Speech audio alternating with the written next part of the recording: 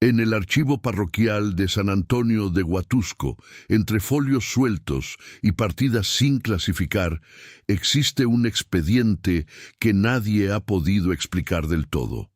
No está fechado con precisión, aunque las referencias internas lo sitúan hacia 1818.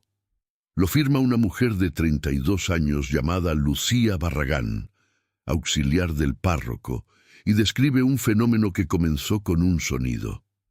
3 grupos de campanadas, siempre iguales.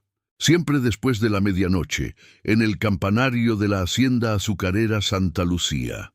La cuerda estaba recogida, la puerta cerrada con llave. Y sin embargo, el bronce sonaba. El documento no es extenso, pero contiene una anotación al margen que resume el desconcierto de quienes lo leyeron por primera vez. El mecanismo que hacía posible el repique era obra de un herrero esclavizado, un hombre que no pretendía asustar a nadie, sino señalar algo. Lo que el expediente no menciona es que ese hombre desapareció antes de que nadie pudiera interrogarlo en forma, y que su nombre aparece décadas después en un inventario donde se lo describe como peligroso. Tampoco menciona la caja de hierro hallada entre las vigas del campanario, ni la lista de nombres que contenía. La hacienda Santa Lucía ocupaba, en los últimos años del dominio virreinal, unas 900 hectáreas al sureste del pueblo de Córdoba, en la intendencia de Veracruz. El terreno era irregular, quebrado por lomeríos de poca altura y atravesado por el arroyo seco, que en temporada de lluvias arrastraba lodo rojizo y hojas de caña. La casa principal se alzaba sobre una base de piedra volcánica, con muros de adobe encalado y un portal de arcos que daba al patio de servicio. Detrás, a unos 200 metros, se levantaba el Trapiche, y más allá, los campos de cultivo se perdían entre cerros bajos cubiertos de vegetación densa. El campanario de la capilla era una estructura sencilla, de 2 cuerpos, adosada al costado norte de la nave. No tenía reloj ni carillón. Albergaba un solo bronce fundido en Puebla, con la inscripción del año 1793 y el nombre del benefactor que lo donó. Se usaba para llamar a misa los domingos y para marcar las horas de inicio y término de la molienda durante la zafra. En los días sin actividad, el badajo permanecía inmovilizado con un pasador de cuero que el capellán retiraba personalmente. La rutina de Santa Lucía era previsible. Al alba, las cuadrillas de corte salían hacia los campos con machetes y sogas. Las mujeres se dirigían al trapiche o a las cocinas. Los niños mayores de 18 años ayudaban en el acarreo de bagazo. Al mediodía, el calor volvía el aire denso y pegajoso, y el trabajo disminuía hasta las 3 de la tarde, cuando retomaba ritmo hasta el ocaso. La única interrupción verdaderamente seria había ocurrido 4 años antes, durante la epidemia de fiebres que diezmó los jacales del sur de la propiedad. Murieron 17 trabajadores en 2 meses.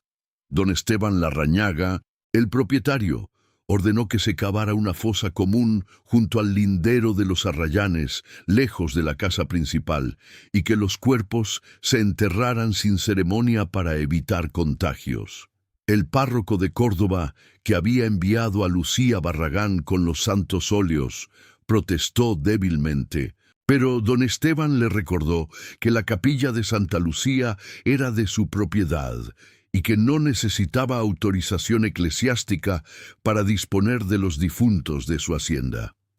Días después, mandó plantar caña nueva sobre el terreno removido. La gente comentó que la zafra siguiente había sido excepcionalmente dulce, aunque nadie lo dijo en voz demasiado alta. En ese ambiente, el nombre de Tomás Santiago no destacaba. Era un hombre de 38 años, nacido en la misma hacienda, hijo de una cocinera y de un carretero que murió aplastado por una viga del trapiche cuando Tomás tenía 12. Había aprendido el oficio de herrero con un viejo artesano de Orizaba que pasó una temporada reparando los calderos de la hacienda y con los años se convirtió en el único capaz de mantener en funcionamiento las prensas, los ejes, las cadenas y las herramientas de corte. Don Esteban lo consideraba valioso, es decir, costoso de reemplazar, y le permitía ciertas libertades. Dormía en un cuarto anexo a la herrería, no en los jacales colectivos. Podía moverse por la hacienda sin supervisión directa. Su esposa, Mariana, trabajaba en las cocinas. Ambos habían solicitado la compra de su libertad 2 años antes, pero don Esteban aplazó la respuesta con evasivas, luego con excusas, y finalmente con un silencio que equivalía a una negativa.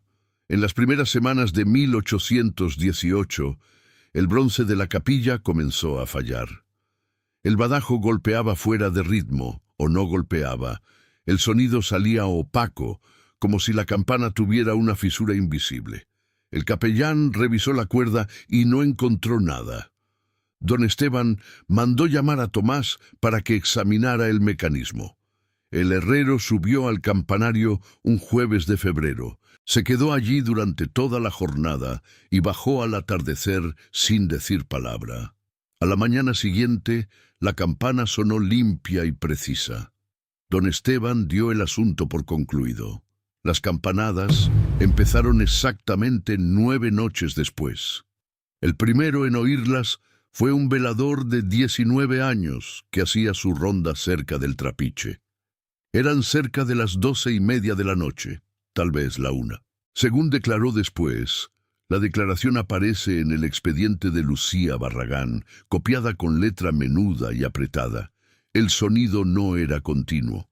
La campana daba 3 golpes. Se callaba durante lo que él contó como 7 segundos.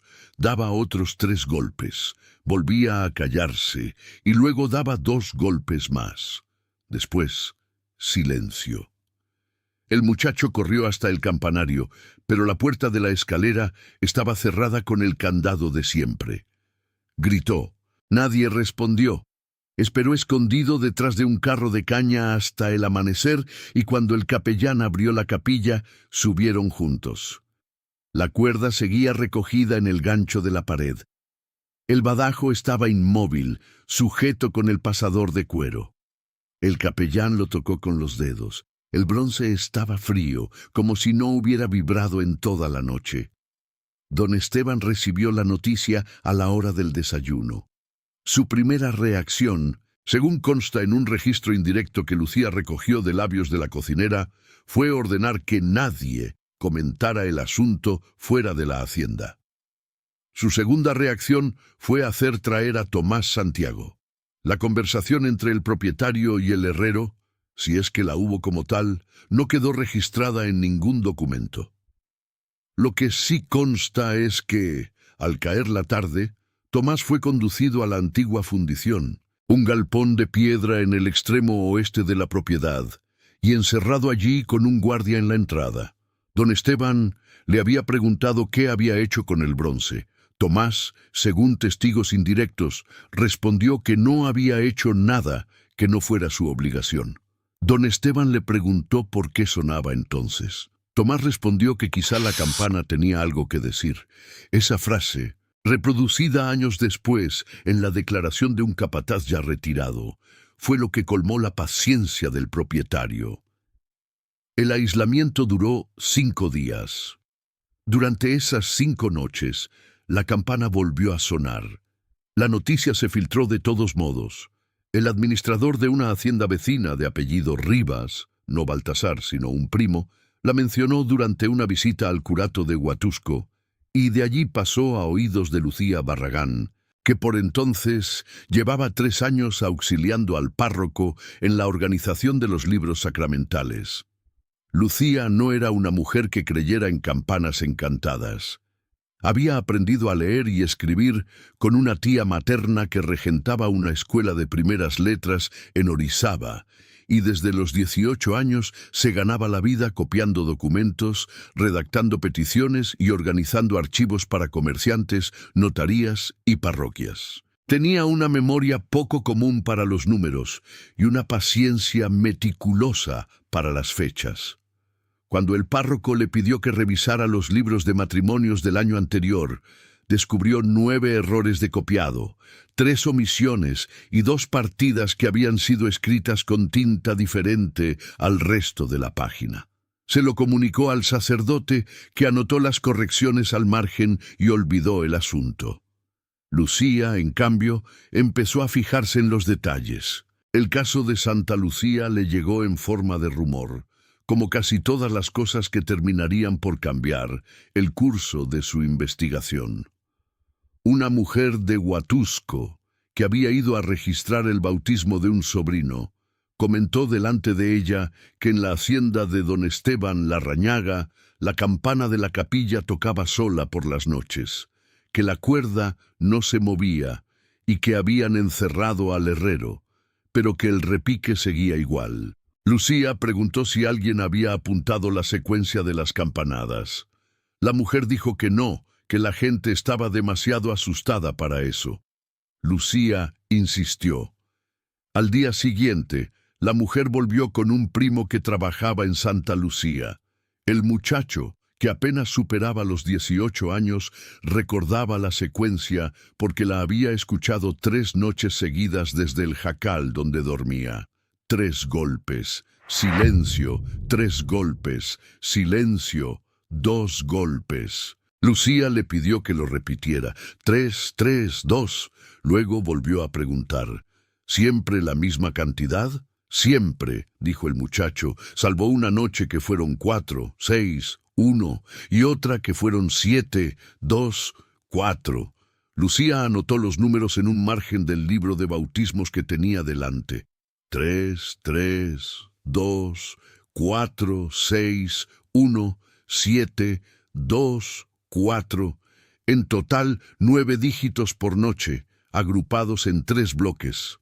Durante los 20 días siguientes, Lucía recopiló, a través de intermediarios y de visitas ocasionales a la Feria de Córdoba, todas las secuencias que los trabajadores de Santa Lucía habían conseguido recordar o anotar.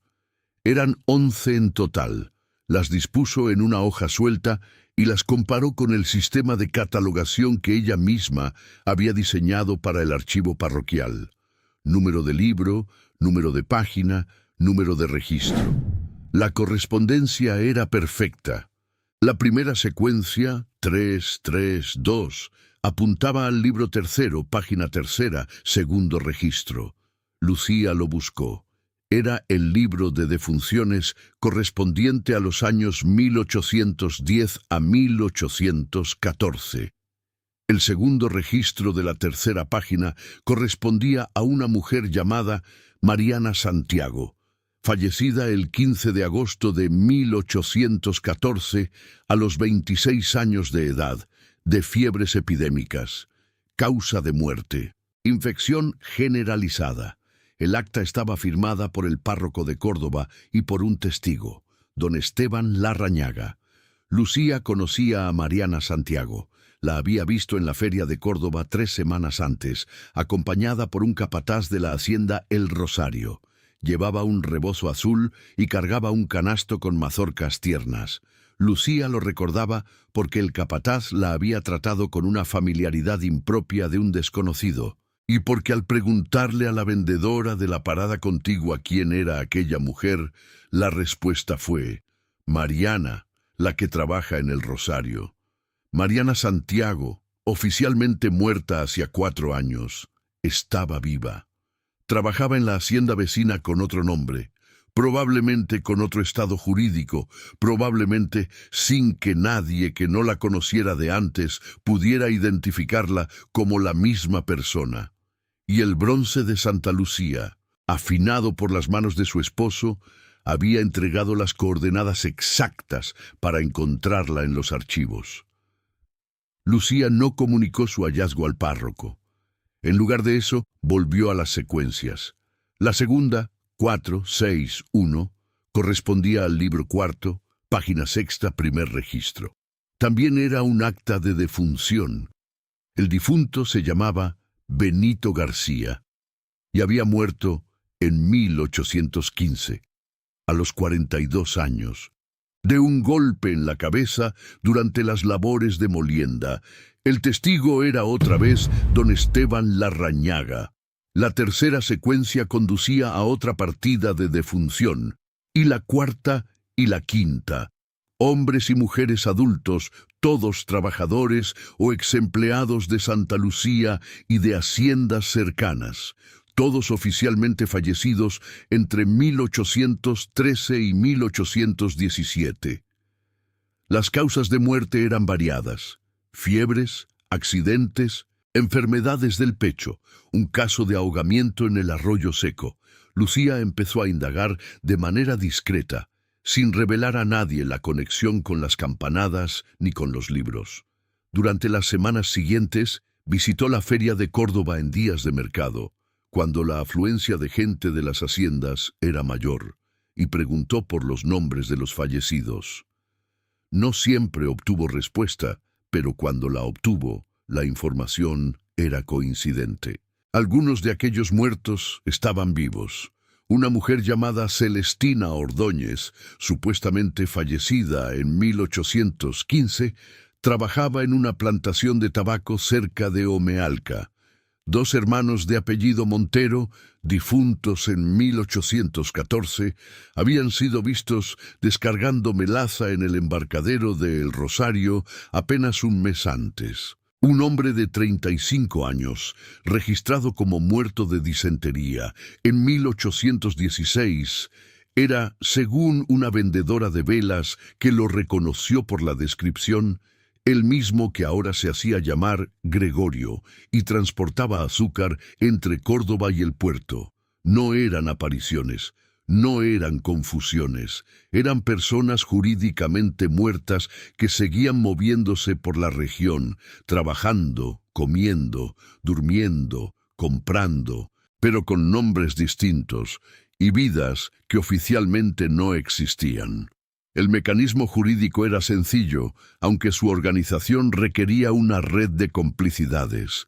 Una vez declarada la muerte de un trabajador adulto, sus deudas pendientes, reales o ficticias, pasaban a ser incobrables para los acreedores ajenos a la hacienda, pero perfectamente exigibles de manera informal por parte del propietario que lo hubiera declarado difunto. Si el trabajador poseía algún bien, este podía ser transferido a terceros mediante documentos notariales, ya que el difunto no necesitaba firmar nada. Si el trabajador era esclavo, su muerte lo borraba de los inventarios y liberaba la suma de su valor contable.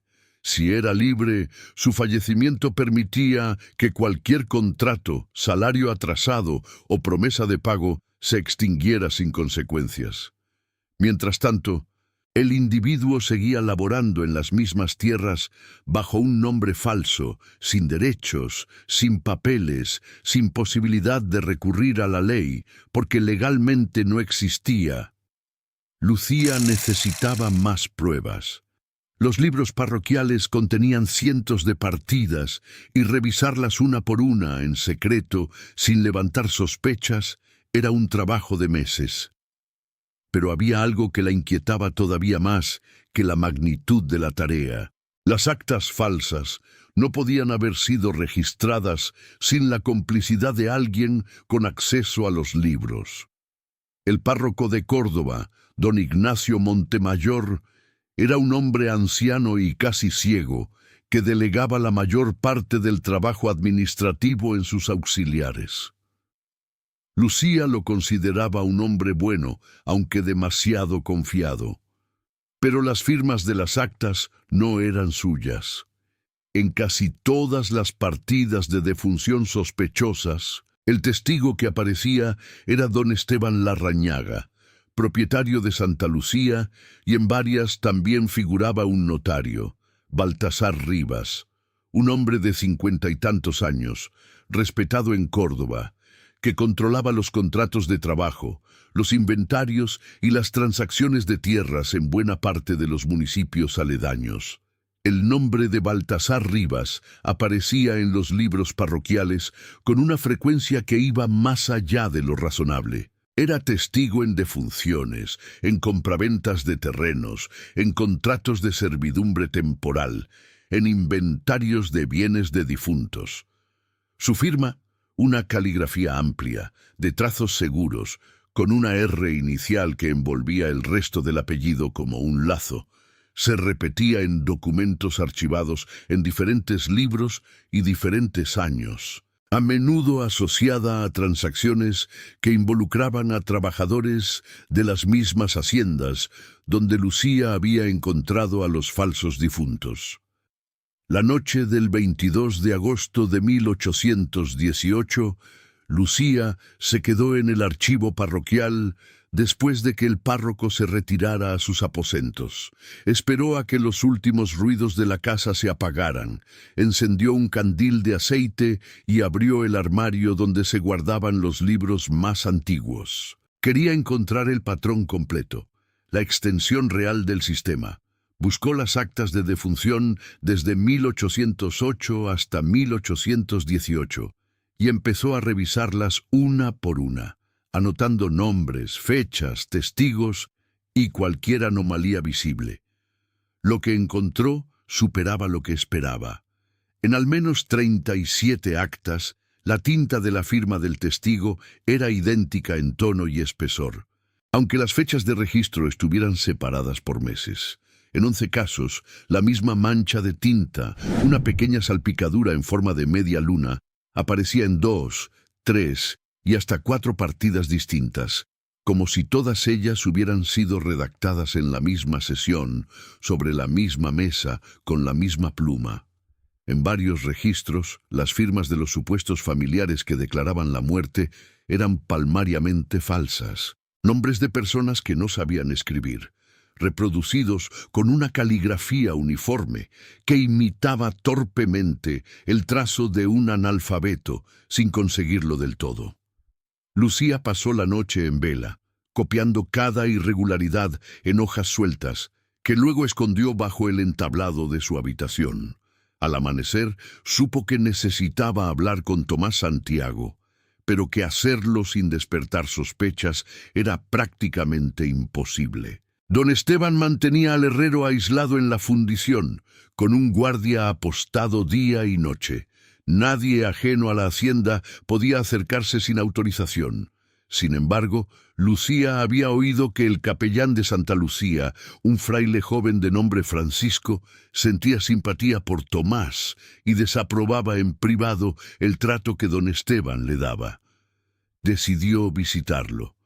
La conversación con Fray Francisco fue breve y prudente.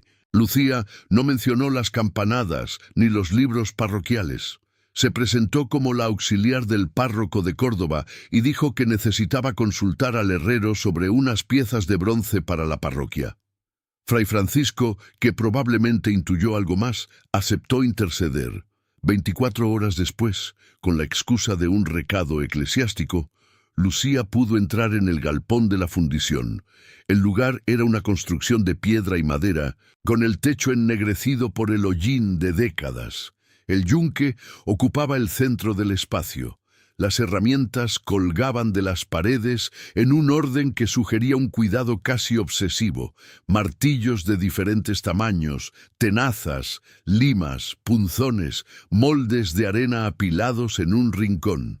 Tomás estaba sentado junto a la fragua apagada, con las manos apoyadas en las rodillas y la mirada fija en la puerta. No parecía un hombre derrotado, parecía un hombre que esperaba. Lucía fue directa. Le dijo que sabía lo del mecanismo del bronce. Le dijo que había seguido las secuencias y encontrado las actas. Le dijo que Mariana estaba viva y trabajaba en el rosario. Tomás la escuchó sin interrumpirla. Cuando Lucía terminó, se quedó en silencio durante un tiempo que a ella le pareció larguísimo. Después, con una voz baja y pareja, sin alterar el tono, explicó lo que había hecho. Durante la reparación del bronce, semanas antes de que empezaran las campanadas, Tomás había instalado dentro del campanario una lámina delgada de hierro conectada a un pequeño contrapeso.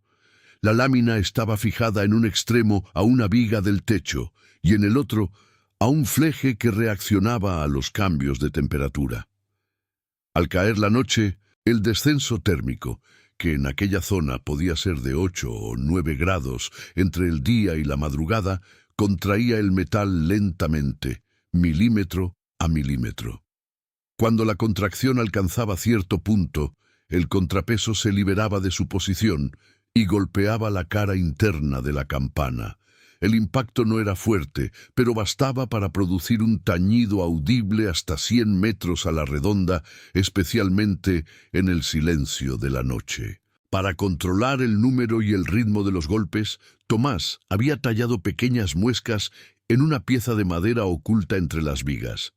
Girando esa pieza, lo que podía hacer sin herramientas y en menos de un minuto, lograba modificar la distancia que debía recorrer el contrapeso entre cada golpe y, por tanto, la cantidad y el intervalo de las campanadas. Había 7 posiciones posibles, que él había asociado a los 7 libros del archivo parroquial. Las otras cifras, página y registro, las determinaba mediante hendiduras adicionales en el mismo mecanismo. El sistema era elemental, pero funcionaba. Nadie que mirara el campanario desde el exterior podía ver la lámina que estaba pintada del mismo color que las vigas. Nadie que subiera a revisar la campana reparaba en las muescas de la madera, que parecían marcas naturales de desgaste. Y si alguien, por casualidad, encontraba el contrapeso, bastaba decir que era una pieza sobrante de la reparación. Tomás había diseñado el mecanismo con la certeza de que nadie investigaría una denuncia directa presentada por un herrero esclavizado. Pero conocía bien la mentalidad de la hacienda. El miedo a lo inexplicable era más poderoso que la razón. Una campana que sonaba sola, en plena noche, con la cuerda recogida y la puerta clausurada, haría que la gente hablara, y que alguien, un cura, un funcionario, un viajero, terminara preguntándose qué estaba señalando aquel tañido. Las secuencias numéricas eran un mensaje, solo hacía falta alguien que supiera leerlas. Lucía guardó silencio mientras Tomás hablaba. Cuando el herrero terminó su explicación, ella le preguntó cuántas secuencias había programado en total. Tomás respondió, 37, una por cada acta falsa que él sabía que existía. La cifra coincidía con las que Lucía había identificado durante su noche en el archivo. No era una casualidad. El herrero sabía más de lo que decía. Y sin embargo, había algo en su actitud que sugería que él también estaba atrapado en algo más grande de lo que podía controlar.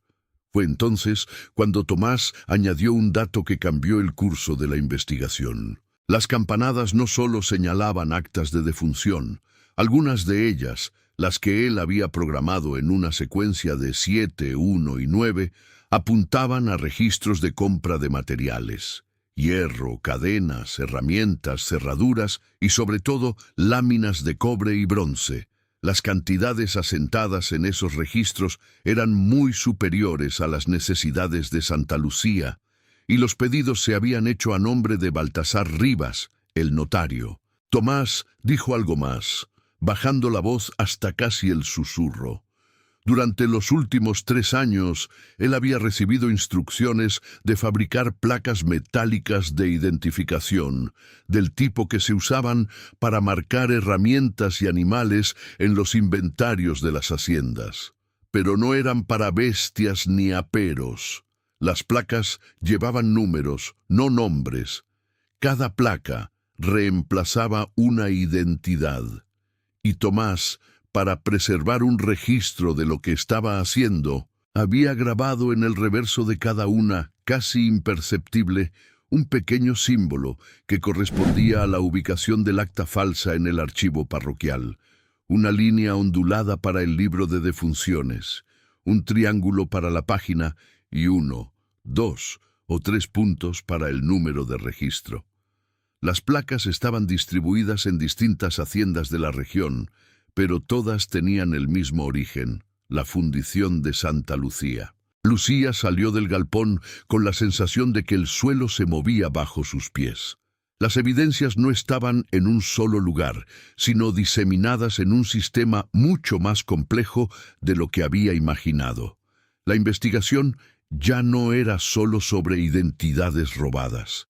Era sobre una red que involucraba a hacendados, notarios, proveedores y posiblemente funcionarios provinciales.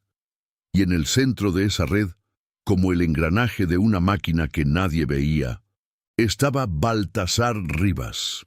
El 1 de septiembre de 1818, Lucía decidió ampliar su búsqueda a los archivos notariales. Solicitó autorización para consultar los protocolos de Baltasar Rivas correspondientes a los últimos 5 años, con el pretexto de verificar linderos para un pleito de tierras que la parroquia mantenía con un particular. La solicitud fue aceptada con reticencia, pero aceptada al fin. Lucía se presentó en la notaría un lunes por la mañana y se encontró con un hombre amable, de modales pausados, que la recibió con una sonrisa y le ofreció asiento. Baltasar Rivas vestía con pulcritud de funcionario colonial, casaca oscura, pañuelo blanco al cuello, manos cuidadas. Sus ojos, sin embargo, no sonreían. La observaban con una atención que Lucía percibió de inmediato como amenazante. Los libros que le mostró estaban impecablemente conservados, encuadernados en cuero, con los folios numerados y las fechas perfectamente ordenadas. Pero cuando Lucía quiso consultar los protocolos correspondientes a los meses de enero y abril de 1814, los mismos en que se habían registrado la mayor parte de las defunciones sospechosas, Rivas la interrumpió con una disculpa. Esos volúmenes, dijo, estaban en reparación. Los habían llevado al taller de un encuadernador en Puebla y no volverían hasta dentro de varias semanas. Lucía regresó 2 semanas después. Los volúmenes habían vuelto, pero algunas páginas eran nuevas. El papel era más blanco, la tinta más fresca y la numeración presentaba pequeñas irregularidades en el trazo. Habían sido reemplazadas. Las páginas originales, con su información comprometedora, probablemente habían sido destruidas. Quienquiera que estuviera protegiendo la red había actuado rápido. Lo que Lucía no esperaba era que también actuarían contra ella. Al día siguiente de su segunda visita a la notaría, descubrió que alguien había entrado en su habitación del curato mientras ella cumplía sus labores en el archivo. Nada había sido robado, pero las hojas sueltas que escondía bajo el entablado estaban ligeramente desordenadas, como si las hubieran ojeado. Lucía comprendió que su investigación había dejado de ser secreta, y supo, con una certeza fría e inmediata, que el tiempo empezaba a agotarse. A decisión de Lucía de no regresar al curato aquella noche probablemente le salvó la vida. En lugar de volver a su habitación, se dirigió a la casa de una prima viuda que vivía en las afueras de Córdoba, cerca del camino que conducía a la hacienda de San José de los Mangos. La prima, una mujer de 36 años llamada Margarita, cosía para las familias acomodadas del pueblo y no hacía preguntas. Lucía llegó pasadas las 8, pálida y con la respiración entrecortada. Le dijo que necesitaba quedarse unos días. Margarita le tendió un catre junto al fogón y le ofreció un caldo de verduras. Durante la conversación, Lucía mencionó, sin dar detalles, que estaba investigando unos papeles viejos de la parroquia y que alguien no quería que los revisara. Margarita mencionó entonces a Mateo Cárdenas. Mateo Cárdenas había sido administrador general de Santa Lucía hasta 1816. Tenía 45 años y vivía solo en una casa de 2 piezas al final del callejón de los Zapateros. Lo habían apartado de su cargo después de cuestionar en voz alta, durante una reunión con don Esteban y Baltasar Rivas, el destino de ciertas partidas de azúcar que no cuadraban con los registros de molienda. La versión oficial decía que se había jubilado por problemas de salud. La realidad era que lo habían echado sin indemnización, con la amenaza velada de que si hablaba, perdería algo más que el empleo. Desde entonces, Mateo sobrevivía llevando cuentas menores para comerciantes del mercado y evitando todo contacto con la gente de Santa Lucía. Margarita le dijo a Lucía que Mateo sabía cosas. No especificó cuáles. Simplemente dijo que, en los meses posteriores a su despido, Mateo había pasado varias noches en vela, escribiendo algo que luego escondió dentro de una lata de galletas bajo el piso del gallinero, y que una vez, borracho, le había confesado al tendero de la esquina que don Esteban Larrañaga era un ladrón, pero no de caña ni de azúcar, sino de algo peor. Lucía visitó a Mateo Cárdenas a la mañana siguiente. Lo encontró en el patio de su casa, remendando una silla de madera con una paciencia de artesano. Era un hombre delgado, de espalda ancha y manos grandes, con el cabello canoso recogido en una coleta corta y unos ojos oscuros que no parpadeaban al hablar. Al principio se mostró receloso. Lucía no lo culpara. 2 años de ostracismo y amenazas bastaban para volver cauteloso a cualquiera. Pero cuando Lucía mencionó las campanadas, los libros parroquiales y las actas de defunción falsas, Mateo dejó la silla a un lado, se limpió las manos en el delantal y la invitó a pasar al interior. La casa olía a humedad y a tabaco viejo. Mateo corrió una cortina de tela basta que separaba la cocina del dormitorio y se arrodilló junto a un arcón de madera oscura reforzado con herrajes de hierro. Sacó una llave que llevaba colgada al cuello. Lucía reparó en que la cadena era de acero, no de cuero, y que la llave tenía el mismo estilo de forja que había visto en la fundición de Santa Lucía, lo que sugería que Tomás Santiago la había fabricado. Y abrió el arcón. Dentro, envuelto en un paño de algodón crudo, había un libro caixa de tapas negras, sin título ni inscripción exterior. Las páginas interiores estaban cubiertas de números, nombres y fechas escritos con una caligrafía pequeña y precisa, obra del propio Mateo. El libro caixa contenía el registro detallado de las operaciones financieras de Santa Lucía entre 1812 y 1816. Mateo lo había copiado en secreto antes de ser despedido, temiendo que los originales fueran alterados o destruidos.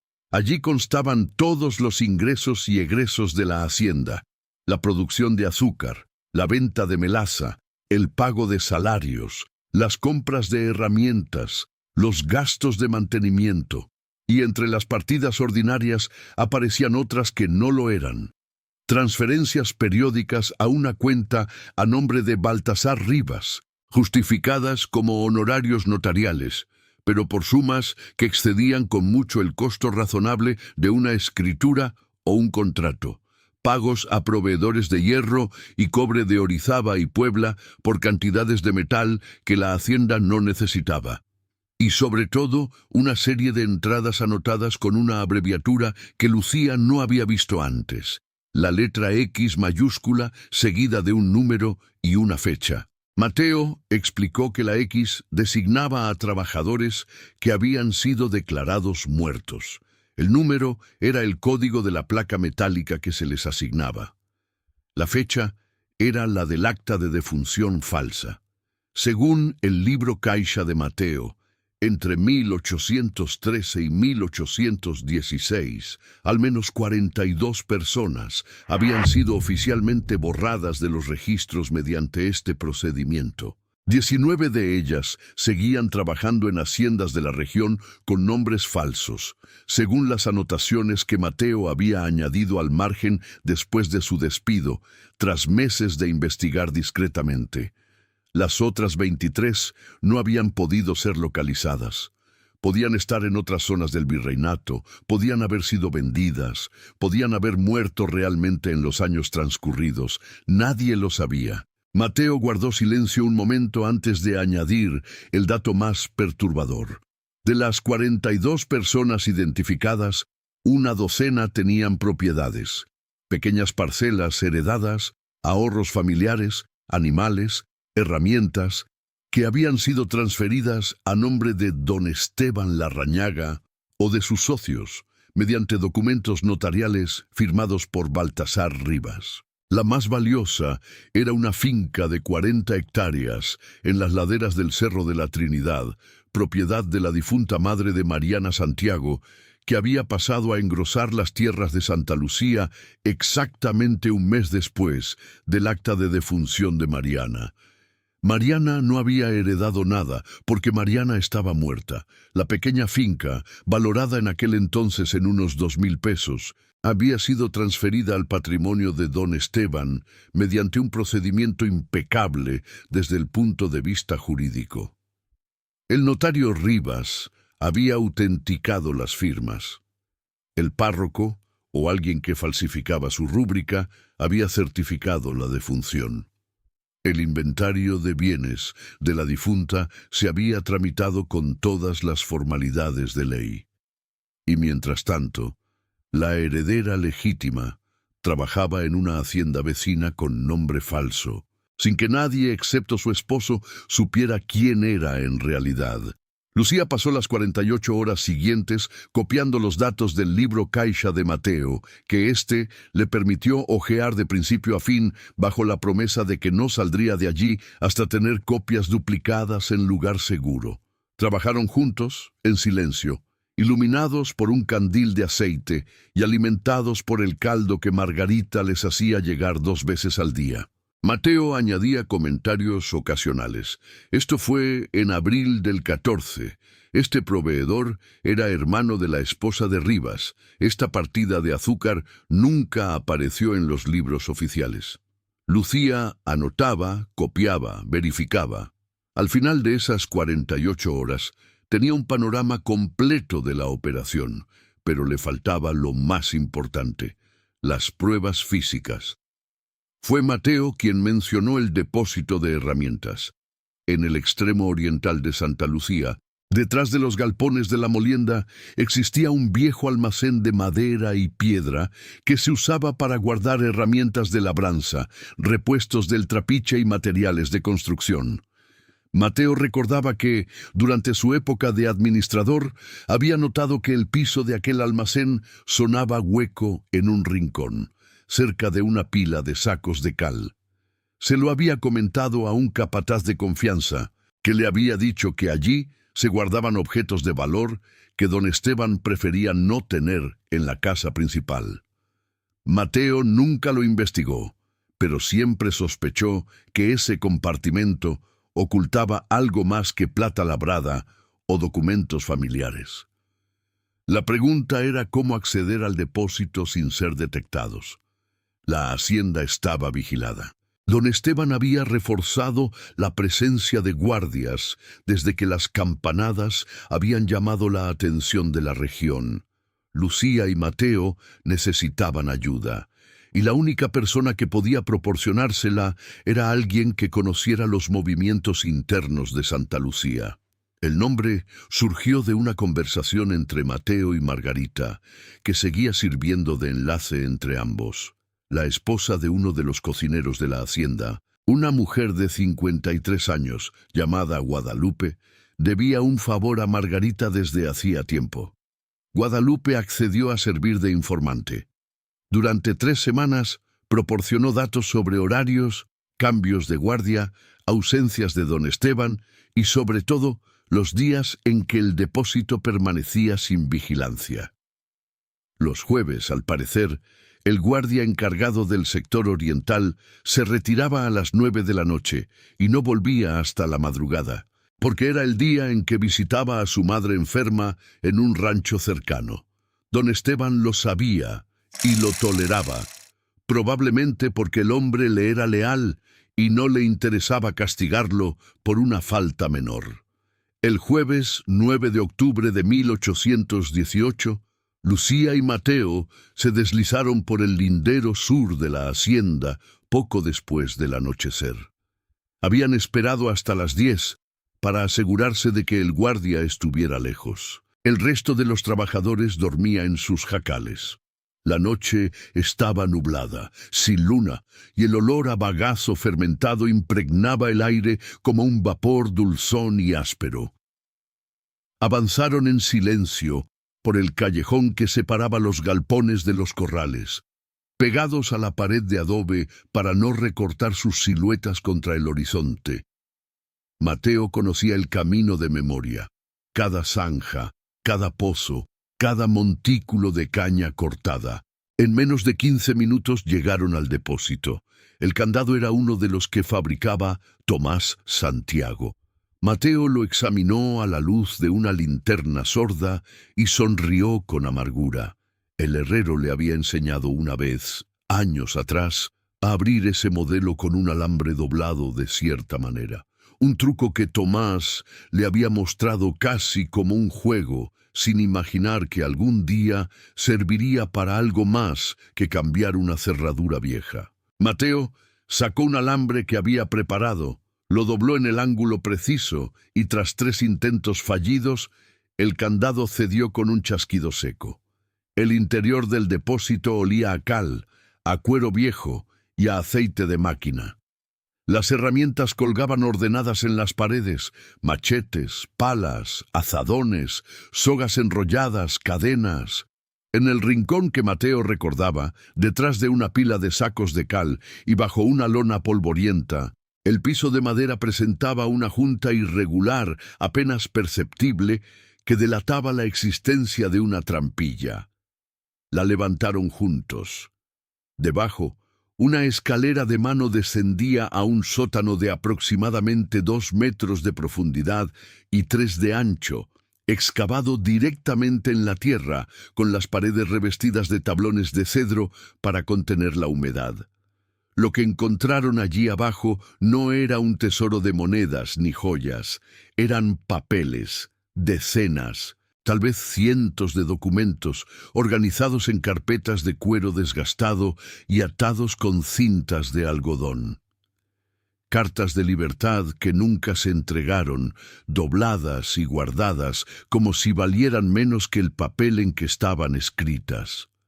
Contratos de compraventa de trabajadores entre distintas haciendas de la región, en los que el vendedor era siempre don Esteban y el comprador variaba. Recibos de pago confiscados a trabajadores libres que, al ser declarados muertos, perdían también el derecho a reclamar sus salarios. Correspondencia privada de familias que intentaban localizar a parientes desaparecidos, cartas que evidentemente fueron interceptadas antes de llegar a sus destinatarios y que terminaron en aquel sótano como si jamás hubieran existido. Había también un legajo aparte, envuelto en un paño negro, que contenía lo que Mateo había bautizado en voz baja como los contratos de borradura. Eran acuerdos privados entre don Esteban y Baltasar Rivas, fechados entre 1811 y 1817, en los que se detallaba el costo de cada identidad eliminada. El precio variaba según la rentabilidad del individuo.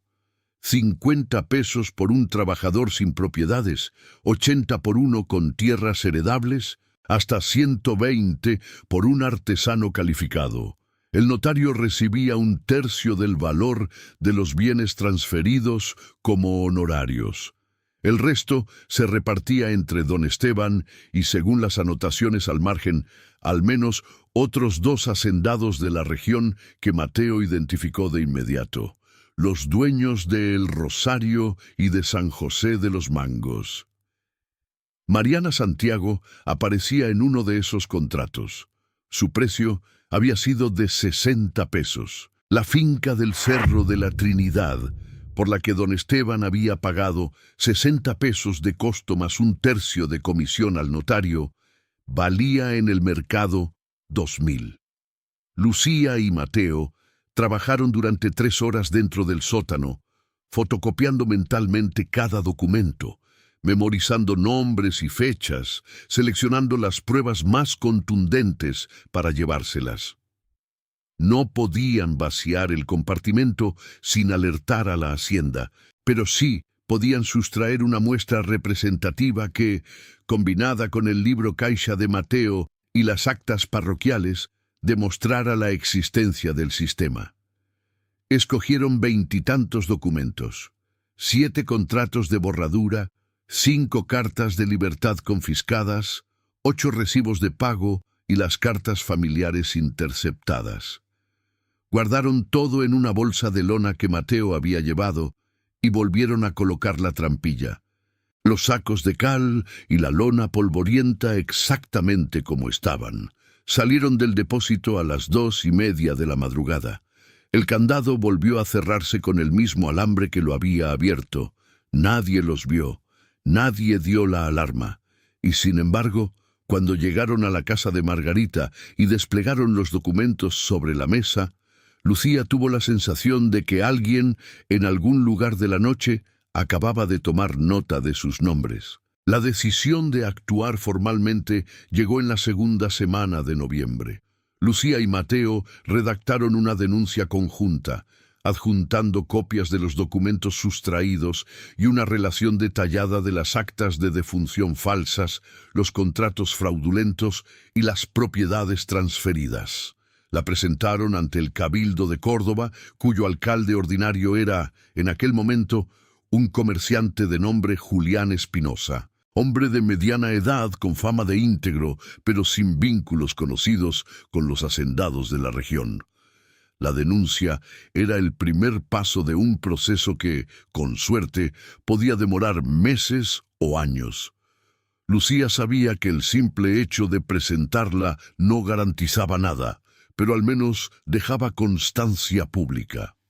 Una vez que los documentos estaban en manos del Cabildo, destruirlos significaba destruir también la carrera del funcionario que los hubiera extraviado. Espinosa leyó la denuncia en presencia de Lucía y Mateo, sin apresurarse, pasando cada página con la punta de los dedos, como si tocara algo frágil. Al terminar, dobló las hojas, las guardó en un cajón de su escritorio y dijo que estudiaría el caso. No expresó indignación ni escepticismo. Simplemente dijo que necesitaba verificar los documentos por su cuenta antes de citar a declarar a los acusados. Lucía intuyó que Espinosa era un hombre prudente en un medio donde la prudencia podía costar la vida. Le pidió que actuara con rapidez. Espinosa asintió sin prometer nada. Las semanas siguientes fueron un compás de espera tenso, durante el cual la noticia de la denuncia se extendió por Córdoba. Algunos vecinos apoyaban la investigación. Otros, vinculados directa o indirectamente a las haciendas, empezaron a mirar a Lucía con hostilidad. Una mañana, al salir de la parroquia, encontró un papel clavado en la puerta de su prima Margarita con una sola palabra escrita: «Cállate». No había firma ni sello. La caligrafía era la misma de las actas falsas. A pesar del miedo, Lucía no se detuvo. Interrogó a más gente, siempre en lugares públicos y acompañada. Reconstruyó las biografías de los trabajadores declarados muertos que seguían vivos, anotando sus nuevos nombres, sus lugares de residencia y los datos de contacto de parientes que pudieran reclamar por ellos. Localizó a la madre de Benito García, el supuesto accidentado de 1815, que vivía en una choza de palma cerca de Amatlán, y que no había vuelto a ver a su hijo desde el día en que se lo llevaron a Santa Lucía con la promesa de un contrato temporal. La mujer, de 60 y tantos años, conservaba una carta dictada por su hijo en la que éste se quejaba de que don Esteban le había quitado sus papeles y le había dicho que, en adelante, se llamaría de otra manera. La carta estaba fechada en 1816, 2 años después del acta que certificaba su muerte. Era una prueba irrefutable. Lucía también consiguió localizar a Mariana Santiago. Lo hizo a través de Guadalupe, la informante de la cocina, que conocía a una mujer de El Rosario, que a su vez trabajaba en los mismos campos que Mariana. El contacto fue breve, casi clandestino, un encuentro de 5 minutos en el mercado de Córdoba. un martes por la mañana. Entre los puestos de loza y los de frutas, Mariana llegó con el rebozo azul de siempre, el mismo que Lucía recordaba de la feria de agosto. Habló poco. Dijo que llevaba 4 años trabajando en el Rosario bajo el nombre de Francisca, y que el capataz que la acompañaba en sus salidas era en realidad un guardia asignado para vigilarla. Sabía que estaba muerta en los papeles. Sabía que su herencia había sido robada, pero también sabía que si intentaba reclamar, la matarían de verdad. Tomás le había prometido que algún día las cosas cambiarían. Tomás le había hablado del mecanismo del bronce y de los números que sonaban en la noche. Y Mariana había esperado durante meses a que alguien los escuchara. Ahora que Lucía había aparecido, Mariana estaba dispuesta a testificar siempre que se le garantizara protección. Lucía se lo prometió, aunque no sabía si podría cumplirlo. El 19 de noviembre, el panorama dio un vuelco inesperado. El alcalde Espinosa, tras examinar las pruebas y entrevistar discretamente a varios testigos, decidió elevar el caso al intendente de Veracruz. La intendencia, con sede en el puerto, tenía jurisdicción sobre toda la provincia y podía ordenar diligencias que un simple cabildo municipal no estaba facultado para ejecutar. La decisión de Espinosa fue interpretada por muchos como una forma de proteger el expediente, alejándolo de las presiones locales que don Esteban y Rivas podían ejercer sobre un funcionario aislado. Baltasar Rivas percibió el peligro antes que nadie. El 22 de noviembre, un vecino del notario declaró ante Espinosa que Rivas había cerrado su oficina la noche anterior y había partido hacia el puerto de Veracruz en una calesa alquilada, llevando consigo 2 baúles de documentos. No hubo aviso, no hubo despedida. La casa donde vivía, una construcción de 2 plantas en la calle Real, amaneció con las ventanas cerradas y la puerta principal atrancada por dentro, aunque no había nadie en el interior. Cuando las autoridades forzaron la entrada, encontraron el despacho vacío. Solo muebles, estanterías sin libros y una mancha de tinta fresca en el piso de madera, junto a la chimenea, donde alguien había quemado papeles apresuradamente antes de huir. Las cenizas, analizadas después, contenían restos de lo que parecían ser contratos, cartas y copias de actas notariales. Lo que se había salvado de la quema era suficiente para confirmar la participación de Rivas, pero no para reconstruir la totalidad de sus operaciones. Don Esteban Larrañaga, en cambio, no huyó. Permaneció en Santa Lucía, atrincherado en su casa principal, rodeado de un pequeño ejército de capataces armados y negándose a recibir a ninguna autoridad que no llegara con una orden directa del virrey. Su postura era desafiante. Él era un hacendado respetable, descendiente de una familia vasca avecindada en Veracruz desde hacía 3 generaciones, y no iba a permitir que una copista de parroquia y un exadministrador resentido mancillaran su nombre con acusaciones infundadas. La estrategia funcionó durante un tiempo. Las autoridades provinciales, ocupadas en asuntos más urgentes y temerosas de provocar un conflicto con los grandes propietarios de la región, postergaron la ejecución de las diligencias. Pero la huida de Rivas lo cambió todo. Un notario que abandonaba su puesto y quemaba documentos no era un hombre inocente. La opinión pública, que hasta entonces se había dividido entre el escepticismo y la indiferencia, empezó a inclinarse del lado de Lucía. El caso llegó a oídos del obispo de Puebla, que envió a un visitador eclesiástico para examinar los libros parroquiales. El visitador, un canónigo de 50 años llamado Monseñor José María de la Fuente, era conocido por su rigor y su independencia. Pasó 3 días encerrado en el archivo de Córdoba, revisando las actas señaladas por Lucía. Al tercer día, salió con el rostro demudado y redactó un informe que calificaba los registros de sistemáticamente adulterados. El informe recomendaba la anulación de las actas falsas, la restitución de la identidad jurídica de los trabajadores declarados muertos y la apertura de un proceso canónico contra quien hubiera falsificado las firmas del párroco. El 8 de diciembre, día de la Inmaculada Concepción, mientras la gente de Córdoba asistía a misa y las campanas de todas las iglesias repicaban celebrando la festividad, un destacamento de la Intendencia llegó a Santa Lucía con órdenes de registrar la hacienda y detener a don Esteban Larrañaga. La operación fue rápida y, para sorpresa de muchos, pacífica. Don Esteban, comprendiendo que la resistencia lo hundiría aún más, se entregó sin oponer violencia. Fue conducido al puerto de Veracruz bajo custodia militar y recluido en una celda del edificio de la Intendencia mientras se instruía el sumario. El registro de la hacienda duró 3 días.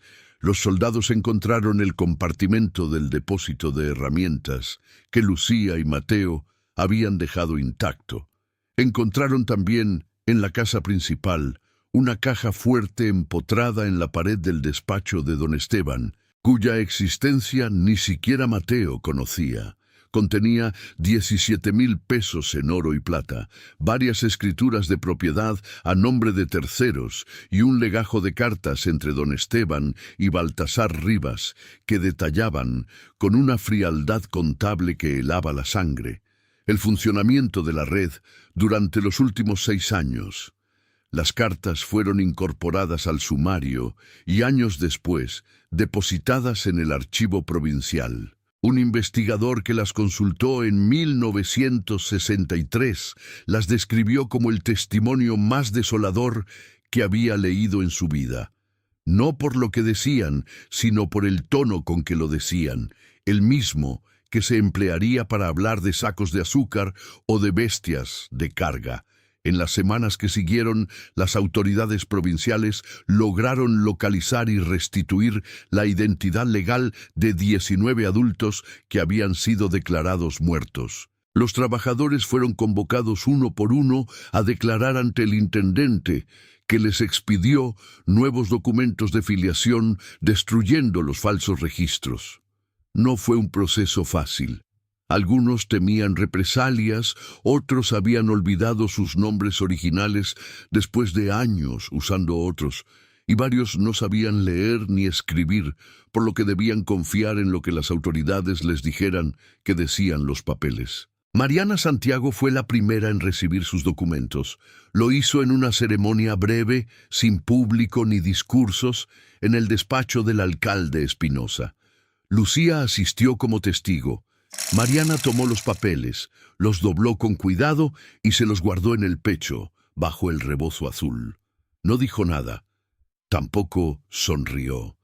Sus ojos se dirigieron hacia la ventana como si buscara algo más allá del vidrio, algo que no llegaba, porque Tomás Santiago había desaparecido.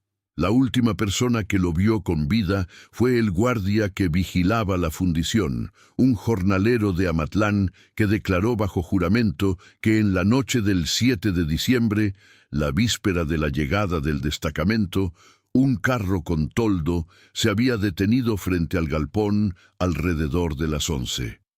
Del interior descendieron 2 hombres que no identificó porque llevaban el rostro cubierto con pañuelos. Hablaron brevemente con don Esteban, que en ese momento se encontraba dentro de la fundición, y luego subieron a Tomás al carro sin que el herrero opusiera resistencia. El guardia oyó un ruido metálico, como de cadenas, y luego el chirrido de las ruedas alejándose por el camino que conducía al norte, hacia el monte. Cuando el carro desapareció en la oscuridad, don Esteban salió del galpón. Cerró la puerta con llave y le dijo al guardia que Tomás había escapado. La historia era inverosímil.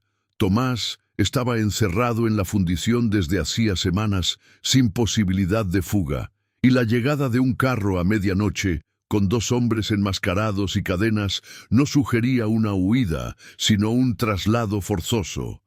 Pero el guardia, intimidado por la presencia de don Esteban, no denunció el hecho hasta que el destacamento llegó a la hacienda al día siguiente.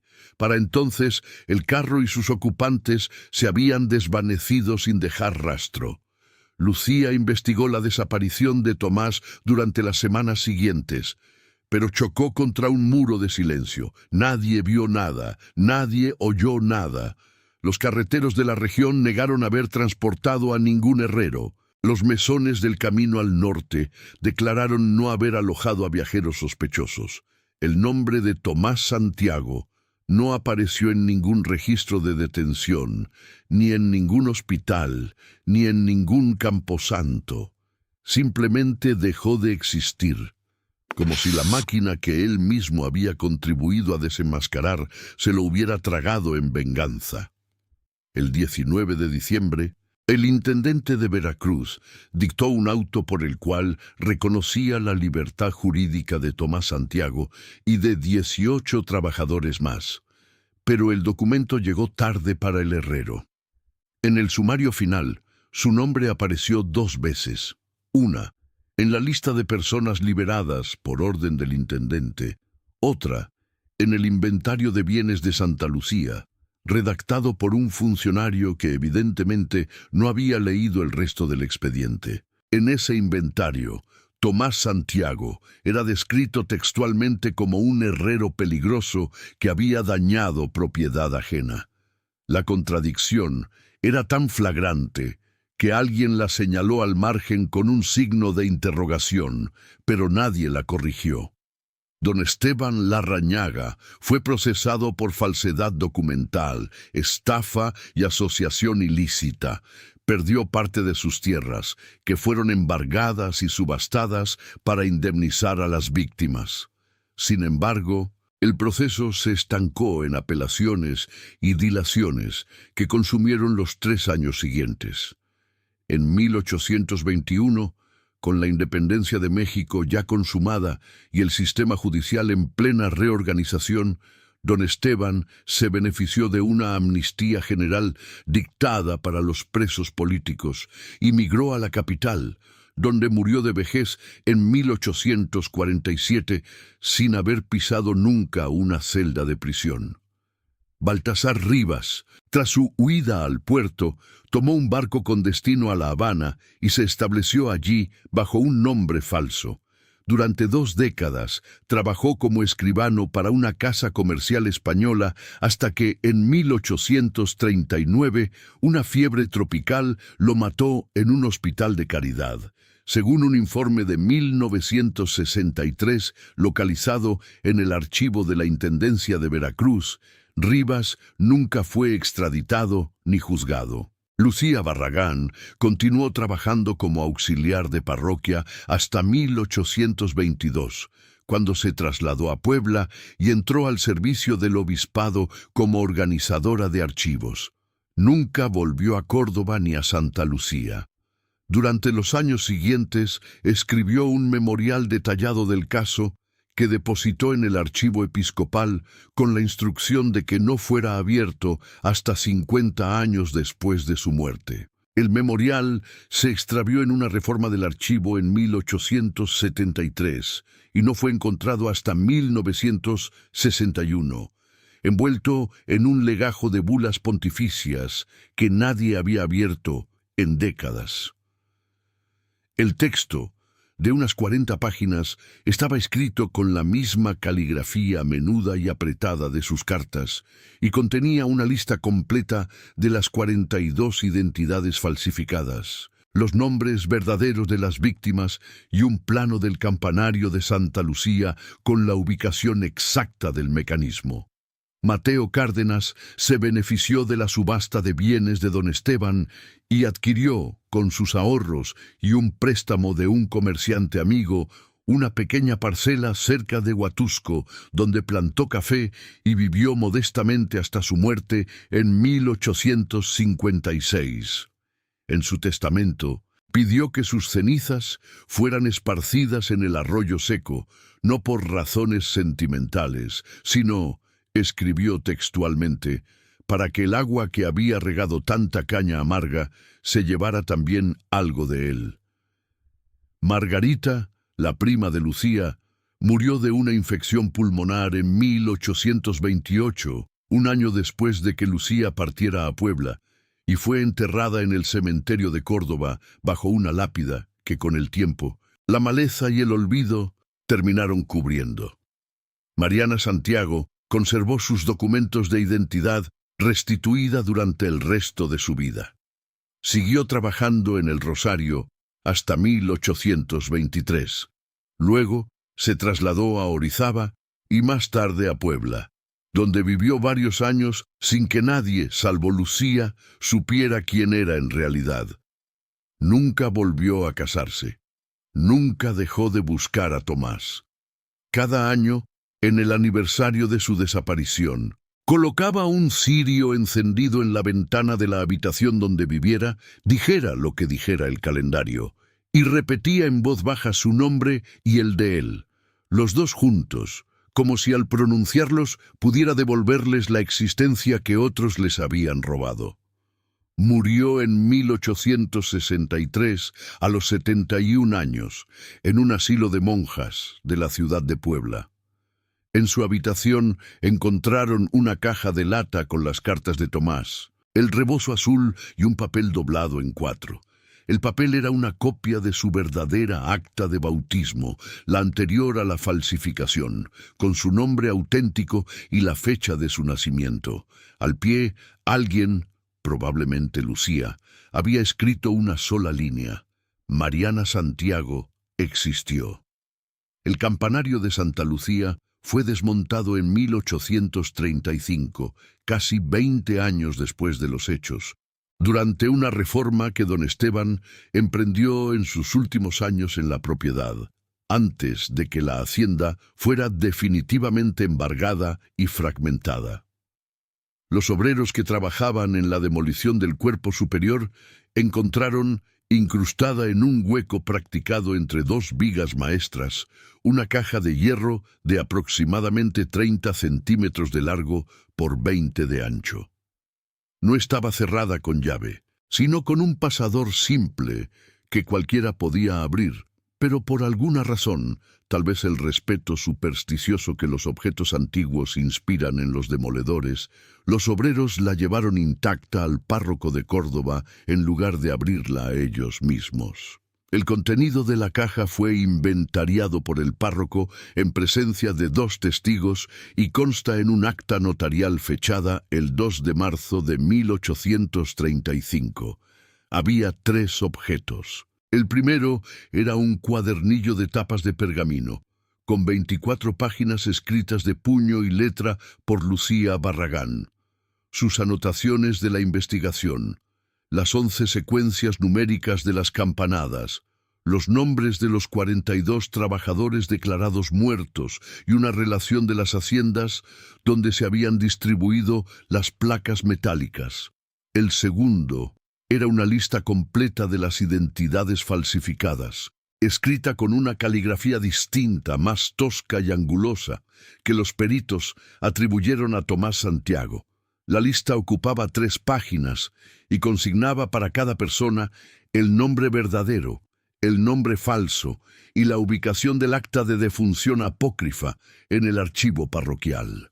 Junto a cada nombre, Tomás había dibujado el pequeño símbolo que había grabado en el reverso de las placas metálicas, el código secreto que transformaba un número de inventario en una clave de archivo. El tercer objeto era una lámina de hierro de unos 15 centímetros, curvada y fina, con el borde desgastado por el roce contra el bronce.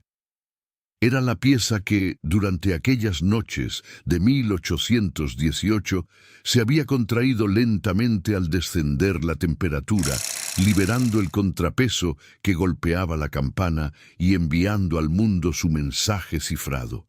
El párroco dispuso que la caja y su contenido fueran depositados en el archivo diocesano, donde permanecieron durante casi un siglo, hasta que, en 1952, un historiador jesuita llamado Fernando Altamirano Los encontró mientras preparaba un estudio sobre las haciendas azucareras de Veracruz durante los últimos años del virreinato. Altamirano publicó sus hallazgos en un artículo académico que pasó prácticamente desapercibido, pero donó copias del material al Archivo Municipal de Córdoba, donde quedaron archivadas en una caja clasificada con el epígrafe «Documentos relativos al incidente del campanario de Santa Lucía».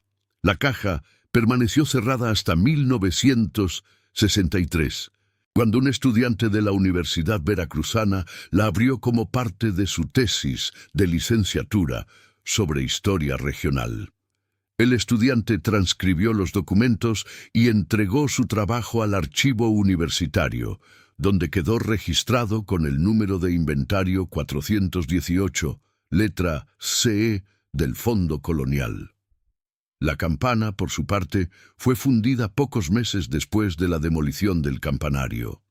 El bronce, que pesaba unos 180 kilos, se vendió a un artesano de Orizaba que lo utilizó para fabricar herramientas, aldabones y 2 campanas más pequeñas destinadas a una iglesia de la Sierra de Zongolica. El badajo se perdió en algún momento del transporte.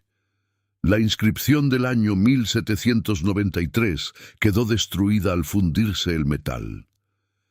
Del bronce original no sobrevivió nada, salvo el sonido que alguna vez produjo y que solo la memoria de quienes lo escucharon podía reproducir.